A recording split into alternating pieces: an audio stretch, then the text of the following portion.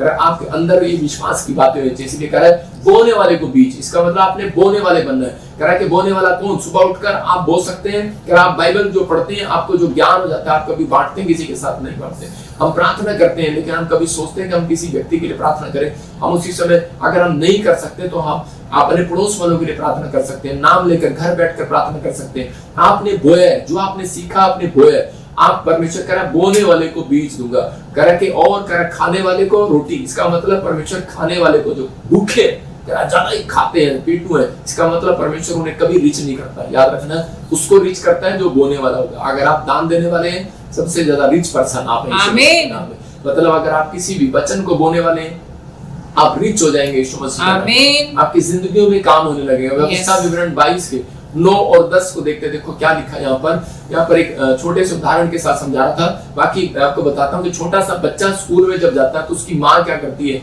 उसकी माँ जब उसको चॉकलेट देती है तो उसी समय वो अपनी मम्मी को चुम्मा भी देता है, साथ में कहता मम्मी आई लव यू, तूने मेरे को चॉकलेट दिया, रोटी के साथ, टिफिन के साथ जब वो चॉकलेट देती है। या फिर उसके स्कूल से जब आता है तो उसको वो कोई स्पेशल गिफ्ट देती है तो वो डबल चुम्मा देगा अपनी मम्मी को। क्यों करेगा? क्यों करेगा? वो इसलिए करेगा क्योंकि वो अपनी मम्मी को उसकी जो उसने दिया है उसको खुशी हो रही है, वो थैंक्स कर रहा है मम्मी का। तो हम बहुत सारे लोग, परमेश्वर हमें देता है, कभी हम थैंक यू जीसस कभी नहीं करते हैं। मैं कह रहा हूँ कि हम लोग पानी का गिलास यहाँ पर हमारी माँ हमें देती है तो हम थैंक यू उसमें भी नहीं बोलते। लेकिन आप बाहर चले जाओ फॉरेन के अंदर, अमेरिका के अंदर, तो वो वहाँ पर थैंक्स, यहाँ पर थैंक्स या फिर इंजॉय वो सीधा बोलते हैं। जब आप फ्रूट लोगे तो वो कहेंगे इंजॉय। इंजॉय मतलब थैंक के साथ साथ कहते हैं इंजॉय मतलब आनंद लो। दो चीजें बता रहा हूँ आपको। कह रहा आनंद, अगर आप आनंदित नहीं है तो परमेश्वर काम नहीं करेगा। कह रहा आपने फ्रूट लिया और आपको आनंद ही नहीं आया, मजा ही नहीं आया खाने में, उस फ्रूट का क्या फायदा? तो उसका मतलब आपने बर्फी ली, मिठाई लगाई और 8,000 में खर्चे, लेकिन आनंद नहीं आया, तो उसका क्या फायदा? तो परमेश्वर का आत्मा कह रहा कहता है कि आपको आनंद लेना है तो आज से परमेश्वर से मांगो। परमेश्वर हम पति पत्नी के बीच में आनंद आ जाए, परमेश्वर हम बाप बेटे के बीच में आनंद आ जाए, परमेश्वर इसी समय हमारी सेवकाई के अंदर आनंद आ जाए, परमेश्वर हमारे घर में आनंद आ जाए। मैं तेरे आनंद को देखना चाहता हूँ। परमेश्वर आपके घर में आनंद लेकर आएगा। यीशु मसीह कभी सीधा नहीं बोलता था जा तुझे घर मिलेगा, जा तुझे पैसा मिलेगा। यीशु मसीह बोलता था जा तुझे शांति मिलेगी। इसका मतलब जब आपको वो घर मिलता है तो आपको शांति मिलती है। तो वही बात आपको बताना चाहता हूँ कि परमेश्वर आपको आनंद देना चाहता है। आपकी जिंदगियों में गुड न्यूज आएगी। पढ़ते हैं, देखो क्या लिखा। हाँ। अपनी दाख की बारी में 2 प्रकार के बीज ना बोना। हाँ। ऐसा ना हो कि उसकी सारी उपज अर्थात तेरा बोया हुआ बीज और दाख की बारी की उपज दोनों अपवित्र ठहरे। क्या अपनी दाख की बारी में 2 प्रकार के बीज ना बोना? कहता इसका मतलब एक अविश्वास का बीज एक गन्ने के खेत में जब बीज बोते हैं तो बीज के साथ साथ कहते हैं कई बार दूसरा व्यक्ति सोचता है कि शायद इसके साथ दूसरा बीज भी लगा दे, मूली भी लगा दे इसमें, और एक चल गन्ने का खेत खाली जा रहा। आम के बाग में अगर हम ऐसे करते हैं कि वहां पर कोई बात गेहूं भी लगा देते हैं, लेकिन उसके बाद क्या होगा? वो धरती उपजाऊ वाली नहीं रहेगी। एक बार तो बोलेगी लेकिन उपजाऊ वाली नहीं रहेगी। हम कई बार क्या करते हैं, एक कान हमारा विश्वास का है, एक विश्वास का है। इसी समय बहुत सारे लोग, कई लोग बैठ के सोचते हैं कि उनको विश्वास नहीं होता और वो बार बार यही गलतियां करते हैं अपनी जिंदगी के अंदर कि वो कई बार अपनी रोटियां डबल करवाने की बजाय, मैं फिर कह रहा हूँ कि उन लोग बोलते हैं कि चल छोड़ना, चर्च में बैठकर क्या करेंगे हम। इसी समय जो लोग चर्च नहीं जा, एक कान कहता है कि चर्च चल, एक कहता है कि नहीं घर बैठकर यहीं पर रह। और कई बार हमारा एक कान कहता होगा हमें अविश्वास का कान, कह रहा है कि बाइबल पढ़ने से कुछ नहीं होता है। एक कान कहता है हमारा कि नहीं कह रहा बाइबल पढ़ने से बहुत कुछ होता है। इसका मतलब कह रहा है कि आपको विश्वास का बीज आपको बोना है, उसके साथ अविश्वास के विचार नहीं बोने अपने साथ। अगर आप अपने दिमाग में अविश्वास के विचार बो रहे हैं तो आपकी जिंदगियों में कह रहा है कि वो बोया हुआ भी बाहर आ जाएगा। जो मैं आपको वचन से सुना रहा हूँ वो भी बाहर आ जाएगा, तो आपको आशीष नहीं मिलेगा, कह रहा आप पवित्र ठहरेगा। परमेश्वर उसी समय अपमान समझता है अपना जब लोग कह रहा है कि विश्वास के साथ अविश्वास की बातें अपने मुंह से बोलना स्टार्ट करते हैं। तो इसका मतलब कह रहा है इसलिए कह रहा है कि उनके कामों में डिले होने लग जाता है, लेकिन विश्वास की बातें मुंह से निकालना है। मेरा एक दोस्त था, जब वो प्रभु में आया मेरे साथ, तो उसी समय मैं बोलता था यार मेरे पास तो पासपोर्ट नहीं है। वो मुझे बोलता है कहता हम तो ऐसे ही चले जाएंगे। मैंने कहा तू ऐसे कैसे चला जाएगा? तो मैं देख रहा था कि वो लड़का आज वो मतलब कुछ भी नहीं करता था, बिल्कुल जीरो था। आज वो अमेरिका के आसपास कई देशों में बैठा है और अच्छा बिजनेस कर रहा है, अच्छा काम कर रहा है। क्यों? क्योंकि वो प्रभु को ना जानने के बाद भी विश्वास की बातें मुंह से निकालता था, मैं प्रभु को जानने के बाद भी अविश्वास की बातें मुंह से निकालता था। तो इसका मतलब क्या है? कह रहा है कि आपको यहाँ पर क्लियर करा है कि अपने खेत में, अपनी बारी में, कह रहा है कि बोने से पहले कह रहा है कि वो बीज के साथ साथ कह रहा दूसरा बीज ना डाल देना। इसका मतलब कह रहा है ऐसा बीज ना डाल देना, 2 प्रकार के बीज नहीं चाहता परमेश्वर। अपने विचारों में एक विचार रखना। जब तक आप इसी समय, कई बार हम यूएसए के एम्बेसी में जा रहे होते हैं और उसी समय कहते हैं विश्वास है विश्वास है विश्वास है, लेकिन वहां पर जाते ही हम दूसरा बीज अपने दिमाग में डाल लेते हैं, पता नहीं यार मेरा लगेगा कि नहीं, और इसी समय वो कैंसर फ्लॉप हो जाता है। रीजन है ये, कहता है आपको विश्वास करने के नहीं परमेश्वर ने कर दिया है। हो सकता है आपके मन में विचारों में विचार आ रहे हो, तो वो कोई बात नहीं, लेकिन आपको आज से अपने अंदर ये फैसला लेना है कि परमेश्वर तू मेरी जिंदगी में काम करेगा और मुझे आशीष देगा। मुंह से बोलते चले जाओ। जब आप मुंह से बोलते चले जाते हैं तो परमेश्वर आपके जीवन में काम करना स्टार्ट करता है, क्योंकि पवित्र आत्मा उन लोगों को पैसा डबल करना चाहता है, उनकी नौकरियां डबल करना चाहता है जो लोग परमेश्वर के राज्य में बोना स्टार्ट। आमीन। परमेश्वर के राज्य में बोने वाले लोगों को पवित्र आत्मा प्यार करता है। कहता है कि इसलिए कह रहा है कि अब इससे पहले हम पढ़ते थे, देखो क्या लिखा। हाँ पढ़ो। बैल और गधा दोनों संग जोतकर हल ना चलाना। कह रहा है बैल और गधा दोनों एक संग साथ मत चलाना। आप देखते हैं कभी खेत में कि बैल और गधा एक साथ चल सकता है। बैल, अगर किसी व्यक्ति ने अगर बैल को इसके साथ डाल दिया, मतलब ये बैल, और उसी समय बैल क्या कर रहे होते हैं, ये बैल जो है हल के साथ जुटे हुए हैं और ये क्या कर रहे होते हैं, तो उसी समय बैल कह रहा होता है कि चल चल चल मुझे आधी माली का काम खत्म करना है, लेकिन गधा क्या कर रहा होता है, जो मैं तो कहता है मैं तो सोऊंगा थोड़ी देर, कहता नहीं नहीं मैं नहीं चलूंगा, तो वो आगे नहीं चल सकते, वो काम रुक जाएगा। इसका मतलब क्या है, एक कान आपका बैल है, एक कान अविश्वास का है। जब हम बोलते हैं कि बाइबल पढ़ना है, प्रार्थना करना है, ईमानदारी से परमेश्वर के पीछे चलना है, तो बहुत सारे लोग विश्वास नहीं करते। यहाँ पर उदाहरण दे रहा था, कह रहा कि दशमांश का, कह रहा बहुत सारे लोग जो है अपना दशमांश खा जाते हैं। बहुत सारे लोगों को विश्वास नहीं है परमेश्वर के राज्य में बोने के बाद हमारी रोटियां डबल होती हैं। बहुत सारे लोगों को मालूम ही नहीं है, और शैतान उनका मजाक उड़ाता है, और शैतान ऐसे लोगों का पीछा करता है जो लोगों के घर में फाइनेंस में अगर कमी हो रही है,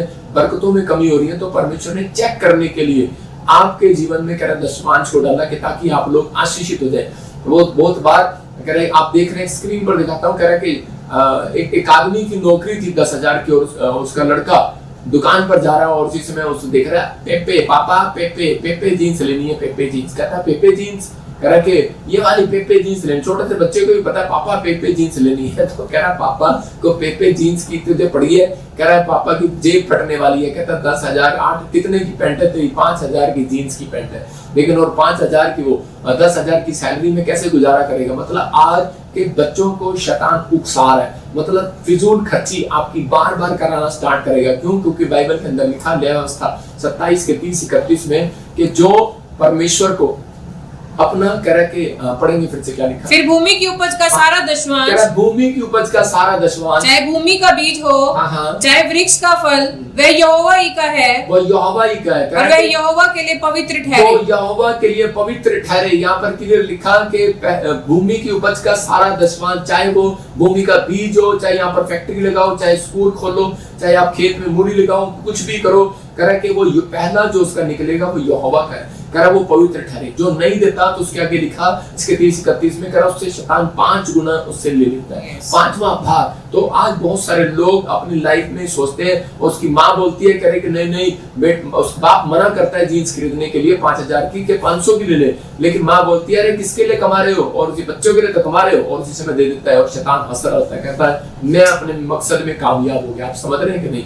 मतलब शैतान 5 गुना लोगों से ले रहा है, किसी भी तरीके से वो 5 गुना देगा, क्योंकि उन लोगों को नहीं विश्वास नहीं है उनके कैरेक्टर में, उनके चरित्र में, कि परमेश्वर बोने वालों को और बीज देना चाहता है। यस आमीन। कह रहा खाने वाले को, कह रहा कि वो खाने वाले को रोटी देना चाहता है कि खा और फिनिश हो जाए। लेकिन यहाँ पर बाइबल बोलती है, कह रहा कि आपकी रोटियां जब डबल होती हैं जब आप परमेश्वर की बातों को मानते हैं, जब आप परमेश्वर के जो बाइबल के अंदर सिखाई गई चीजें हैं, तो उसी समय जब आप मानते हैं तो परमेश्वर काम करता है। अगर आज आप निराशा में, टेंशन में, मरकुस 6 के 39-40 आज आपकी निराशा को भगाने वाला है। हो सकता है आज आपके जीवन में कोई रोटी ना हो, कोई जॉब ना हो, कोई घर ना हो, कोई गाड़ी ना हो, कोई चीज अन्य भाषा आपके पास ना रही हो, कोई पवित्र आत्मा की प्रेजेंस आपके पास ना रही हो, आप प्रार्थना कर रहे हो, आप पास्टर हो और आपके घर में चंगाई का कोई अभिषेक ना हो, इसी समय आप चाहते हो कि परमेश्वर मुझे हीलिंग दे, तो इसी समय पवित्र आत्मा आपसे बात कर रहा है। कह रहा परमेश्वर की बात मानने के बाद कह रहा आपकी रोटियां बढ़ती है। मैं दोनों चीजें, बिजनेस करना भी सिखाऊंगा इसमें, और आपको इसी वचन से क्या मैं आपको सेवकाई करना भी सिखाऊंगा। पढ़ेंगे देखो क्या। तब उसने उन्हें आज्ञा दी कि सबको हरी घास पर पाती पाती से बैठा दो। वे 100 और 50 करके पाती पाती बैठ गए।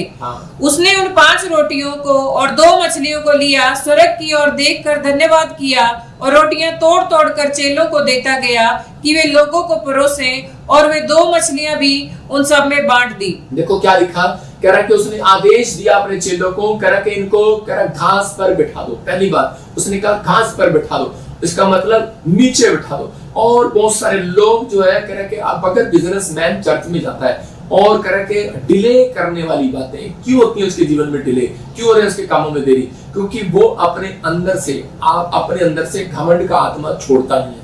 तो यहाँ पर बाइबल बोलती है कि जब चर्च में आना परमेश्वर के सामने तो अपने आप को नम्र और दीन करके आना। बहुत सारे लोग परमेश्वर के यीशु मसीह के पास आए और उसने उसको कहा इनको घास पर बिठा दो। हो सकता है उनमें से कोई लाला आया हो, उनमें से कोई मंत्री आया हो, उनमें से कोई भी आया हो, यीशु मसीह ने सबको नाप दिया, बोलता है इन पे घास पर बिठा दो, और उसी समय सब घास पर बैठ गए। इसका मतलब कि यीशु मसीह देख रहा था मैं इनकी रोटियां जब डबल करूंगा जब अपने अंदर से घमंड का आत्मा छोड़कर अपने अंदर से कह रहा है कि ये मैं का आत्मा छोड़कर आएंगे, मुझे कुर्सी नहीं मिलेगी, चल मैं नहीं आऊंगा तेरे चर्च में। मैं कह रहा हूं कि आपको देखना है, कह रहा यहाँ पर देख रहा है, कह रहा है कि आपके जीवन में काम हो रहा है या नहीं हो रहा है, मैं तो खड़े होकर भी प्रभु का प्रचार सुन लूंगा। मैं कह रहा हूं कि यहाँ पर एक डिसिप्लिन देख रहा था परमेश्वर, और चीज में बोलता है इनको 50-50 की पंक्तियों में बिठा दो और 100-100 की पंक्तियों में बिठा दो। दूसरा काम क्या कर रहा था परमेश्वर, उन बिजनेसमैन को बढ़ाना चाहता है। कहता है जिन जो कह रहा है कि अपनी लाइफ के अंदर उस चर्च को बढ़ाना चाहता है जो अपनी पंक्तियों में बिठाते हैं। आप समझ में आ रहा है कि नहीं? कह रहा है कि चौड़ा करते हैं, कह रहा है कुछ लोग ऐसे गुजुड़ करके खाओ, आप एक जगह टेबल लगाते हैं और उसी समय खाना खाते हैं, तो उसी समय क्या होता है पता नहीं लगता किसने खाया किसने नहीं खाया।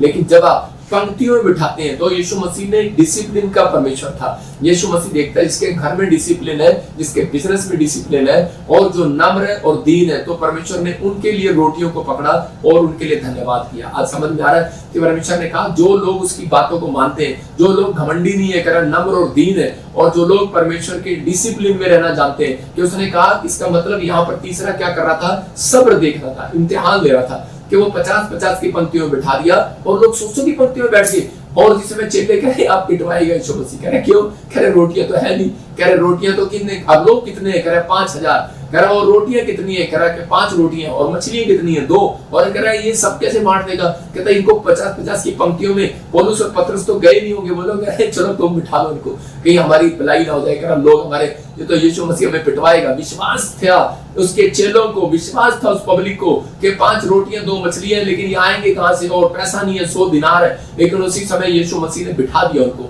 उनके सामने चमत्कार क्यों किया, बोलता है बैठ जाओ, मैं अब तुम्हें तुम्हारे क्यों बिठा रहा था, वो इनके अंदर सब्र देखना चाहता था। किसके अंदर सब्र है, किसके अंदर धीरज है। बहुत सारे लोग चर्च में आते हैं, प्रार्थना कराते हैं, लेहड़ कराते हैं और बोलते हैं मैंने 3 बार लेहड़ करा ली, काम नहीं बना जी, और इसी समय अभी इसी समय परमेश्वर काम कर, अभी इसी समय खड़ा कर, अभी इसी समय ये कर।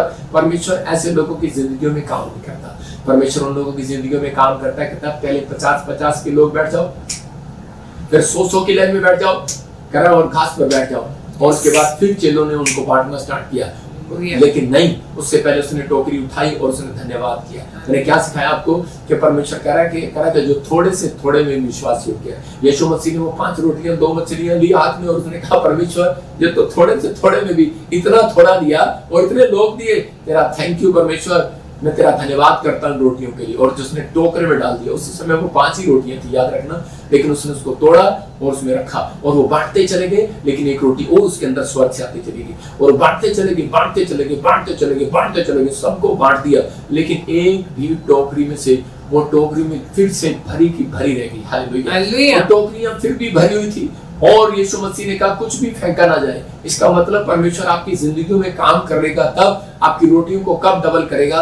आपको आज विश्वास हो गया कि परमेश्वर आपको मल्टीप्लाई करने वाला परमेश्वर है, आपको घटाने वाला परमेश्वर नहीं है। आप उसके चुने हुए लोग हो। पवित्र आत्मा के पास अगर आप आए हो यीशु मसीह के पास, तो आज रात आप खाली हाथ नहीं जाएंगे, बरकतें लेकर जाएंगे यीशु मसीह। आमीन। लेकिन आज आपको ये फैसला लेना अपनी जिंदगी के अंदर कि परमेश्वर यीशु मसीह, मैं समझ गया कि तूने रोटियां कैसे डबल की हैं, तूने सच में धन्यवाद करने वालों के लिए सैलरी मिली है परमेश्वर, जॉब मिली है परमेश्वर, तेरा धन्यवाद हो। इस साल मेरे मैथ में 3 नंबर आए हैं, धन्यवाद हो। मेरी माँ जरूर मारेगी लेकिन धन्यवाद हो परमेश्वर। लेकिन अगले साल आपके 50 नंबर आएंगे, 80 भी आएंगे, 90 भी आएंगे। आपको विश्वास करना है। इस बार परमेश्वर में पास नहीं हो पाया आईलेट्स में, परमेश्वर तेरा धन्यवाद हो। परमेश्वर को धन्यवाद करने वाला वो विश्वास योग्य है, थोड़े से थोड़े में भी विश्वास योग्य है। अगर आप परमेश्वर के साथ खड़े हैं, मैं इन बातों के लिए था, इसलिए वो आपके सब्र का इम्तिहान ले रहा था, इसलिए वो कह रहा था इनको बिठा दो, कह रहा देखता हूँ ये बैठते हैं कि नहीं। इसका मतलब परमेश्वर की बात मानने से रोटियां डबल हुई थी। अगर आज आप परमेश्वर की बात मान रहे हैं, अपने माँ बाप की बात मान रहे हैं, अपने पास्टर की बात मान रहे हैं, आप समझ रहे हैं, तो परमेश्वर कह रहा है ऐसा कोई माइका लाल नहीं होगा जो आपकी रोटियां डबल नहीं होने देगा। परमेश्वर का आत्मा एंजल को भेजेगा 52 डेज में। यह आपके लिए भविष्यवाणी है। आपकी रोटियां, आपका पैसा, आपका बैंक बैलेंस डबल होगा आज से यीशु मसीह। संडे सुबह मैं कह रहा हूँ PPSM का फोन खोलो और प्रचार करने, खासकर उनके लिए भविष्यवाणी कर रहा हूँ जिनके नाम GNRS PKBMN Y से, उनके लिए कर रहा हूँ। आप संडे का प्रचार आप खोलना और 2 लोगों को शेयर कर देना। मैं आप उन लोगों के लिए बोल रहा हूँ, कह रहा कि 52 डेज के अंदर आपका बैंक में मल्टीप्लाई होगा यीशु मसीह। आपके जीवन में मल्टीप्लाई होना स्टार्ट होगा, क्योंकि आप रोटियां बांट रहे हैं। वचन याद रखना, आप रोटियां बांट रहे हैं। परमेश्वर आपको बांटना सिखाता है। जब आप बांटते हैं तो पवित्र आत्मा आपकी जिंदगी में काम करता है। इसी से मैं अपने हाथों को उठाऊं और कहूं कि परमेश्वर मैं आज से बोने वाला बनूंगा। पवित्र आत्मा से मैं फिर कह रहा हूं कि आप बीज बोने वाले बनेंगे। इसहाक अपनी जिंदगी में बोने वाला था, उसने उसी साल में काटना, उसी साल में परमेश्वर ने उसको काटने को दिया। उत्पत्ति 42 के 25 में हम पढ़ते, देखो ये यूसुफ नाम का एक लड़का है, इसके भाइयों ने इसे घर से निकाल दिया।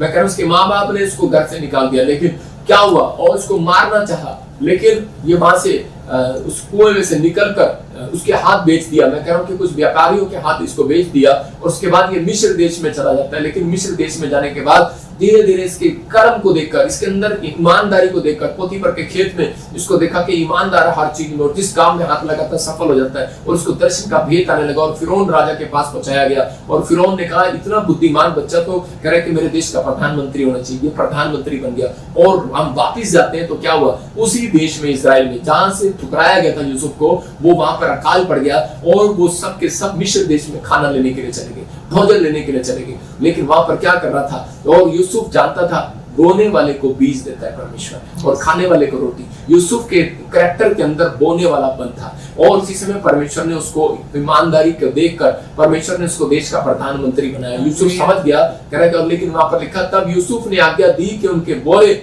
और अन्न से भर दो। किसके? उसके भाइयों के। उसके भाई उससे अन्न के बोरे मांगने के लिए आए, मतलब कि रोटियां मांगने के लिए आए।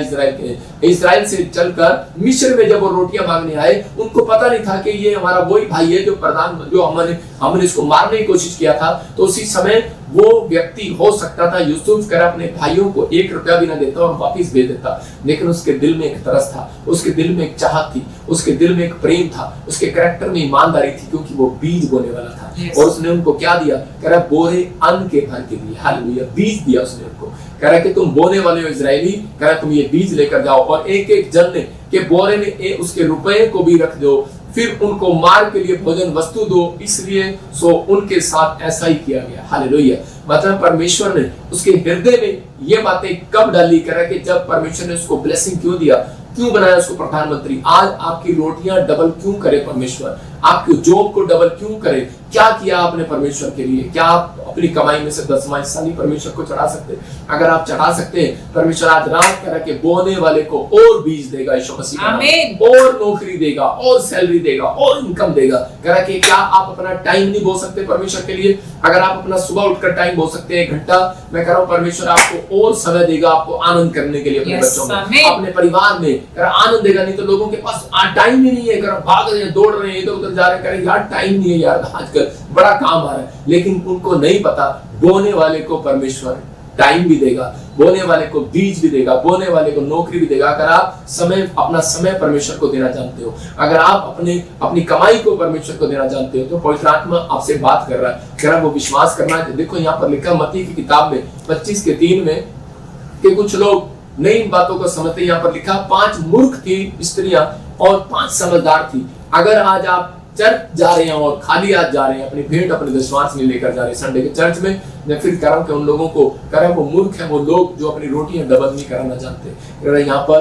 बाइबल बताती है, कह रहा कि अगर आप अपना समय परमेश्वर को दे रहे हैं, आप हफ्ते में 1 दिन परमेश्वर को दे रहे हैं, तो पवित्र आत्मा कह रहा है अगर थोड़े से थोड़े में भी ईमानदार है तो मैं इनको बहुत बढ़ाऊंगा आज से यीशु मसीह का। आमीन। आज आपकी जिंदगियों में वो काम करना चाहता है परमेश्वर, क्योंकि बहुत सारी बातों में नहीं पता। पवित्र आत्मा ने मुझे बताया कि पैसा निगलने वाली आत्मा होती है कुछ लोगों के जीवन में, पैसा निकलने वाली, मतलब उनके कामों को डिले करने वाली आत्मा, और वो आज वो शराब आपके ऊपर से टूट जाए यीशु मसीह। आमीन। आपके कई बार हमारी कमिटमेंट पर गोल करता है शैतान कि हम कमिटमेंट कर रहे हैं परमेश्वर को, परमेश्वर मैं अगर तू मेरा ये काम कर देगा तो मैं तुझे ये चढ़ाऊंगा, आप मत बोले। अगर परमेश्वर ये काम कर देगा मैं बपतिस्म ले लूंगा, आप मत बोलने ऐसा।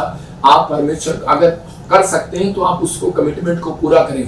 बहुत बार आपकी आशीषों को निगलने की कोशिश करता है। हम कई बार कमिटमेंट पर खड़े नहीं उतरते, प्रे करने के लिए, बाइबल पढ़ने के लिए, कमाई इसका 10वां हिस्सा देने के लिए। जब हम कमिटमेंट पर खड़े नहीं उतरते तो हमारे कामों में डिले होने लगता है। पवित्र आत्मा चाहता है कि आज अपनी जिंदगी के अंदर आप कमिटमेंट करना स्टार्ट करें और खरी कमिटमेंट। इसलिए यीशु मसीह ने कहा तुम्हारी बात हाँ की हाँ और ना की ना हो। अगर आज आप विश्वास कर रहे हैं कि पवित्र आत्मा मेरी जिंदगी में काम करेगा, तो मैं उन लोगों के लिए बोल रहा हूँ कि आज परमेश्वर आपके जीवन में वो आशीषें, वो सुख, वो ब्लेसिंग आपके जीवन में देना चाहता है जो आप चाहते हैं। सबको जय मसीह की। मैं जतिन बब्बर और आप देख रहे हैं मसीह परिवार चैनल। जैसे कि आप सब जानते हैं कि मैं इस चैनल पे प्रभु के अलग अलग दासों की वीडियोस डालता हूं, तो अगर आपको हमारा चैनल अच्छा लगता है तो आप इस चैनल को ज़्यादा से ज़्यादा सब्सक्राइब जरूर करें, ताकि आप प्रभु के वचन को सुन सके। वीडियोस को ज़्यादा से ज़्यादा शेयर करें ताकि जिन लोगों तक वचन नहीं पहुंचा उन तक भी वचन पहुंच सके। सबको जय मसीह की। एक बार मैं आपसे दोबारा कहूँगा कि इस चैनल को सब्सक्राइब जरूर करें और वीडियोस को ज़्यादा से ज़्यादा शेयर करें। जय मसीह की।